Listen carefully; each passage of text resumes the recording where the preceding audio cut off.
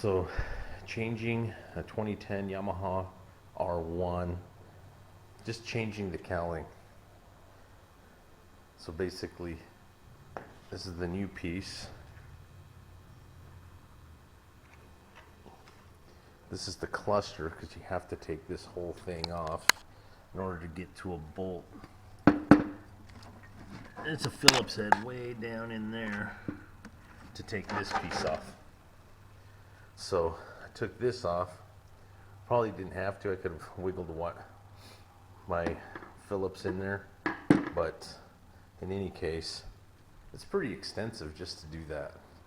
And so while I was at it, you know, got to disconnect the wires. I always like to mark my wires. Somebody's hokey little wiring. I'm an actual master electrician, so I kind of mark things up so that I know where they go. That stuff I can remember pretty well. But in any case, I have to take all this stuff off. This bolt in here is kind of screwed up, but rolling this before had these LEDs stripped along the side, you know, just really stupid stuff if you ask me. I mean, if you like that kind of thing, cool. I'm not into that sort of stuff. But I'm going to take these off, the air intake, recharge the battery, which I got my charger on it right here. And one thing I like to do on the bolts is I like to put WD-40 on them when I take them off.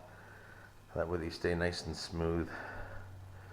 But if you have an R1 and it's 2010, I'm not sure about the other models, but in any case, when you get to that point to change the cowling, because this cowling was actually pretty broken up, as you can see right here.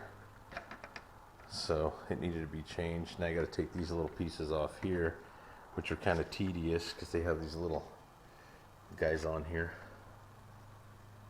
and then just move it over to that one. But while I was at it, I also found that these wires had popped off the bulb, so that just means another bulb. And yeah, it's pretty basic, but I mean, you still got a lot of stuff in these bad boys. So if you're gonna change the cowling, I was just like, wow, I got to take off that whole thing just to change that. If you know easier ways, you know, then that's cool. I'd like to know, but from what I've seen, this is really the way to do it. And I keep everything in order. So yeah, that is my R1 2010, and I also put a new neutral switch into it, which will be, see if you can see, probably see the bolts right there.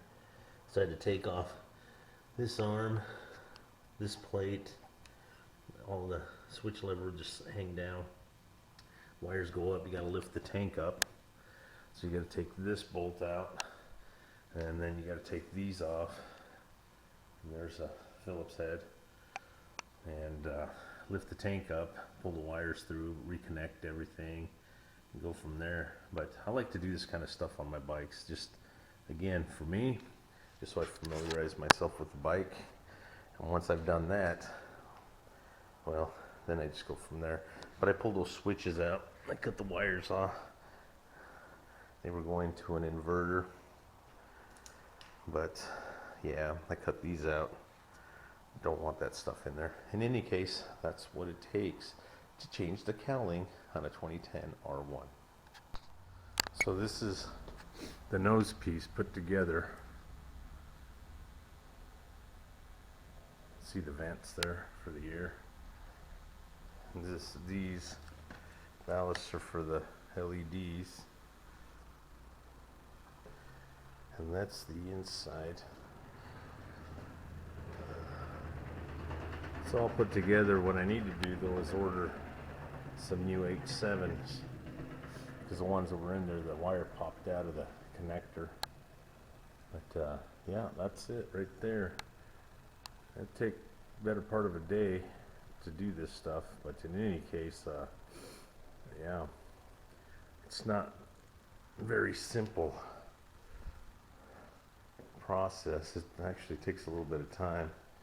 So the nose is off of my R1, and I'll put it all back together as soon as I get the headlights, because I don't really want to put it together without those. So once the head's on there, I can just pop them in and be done with it. And I could probably pop them off, but I gotta order them, so it'll be a little bit.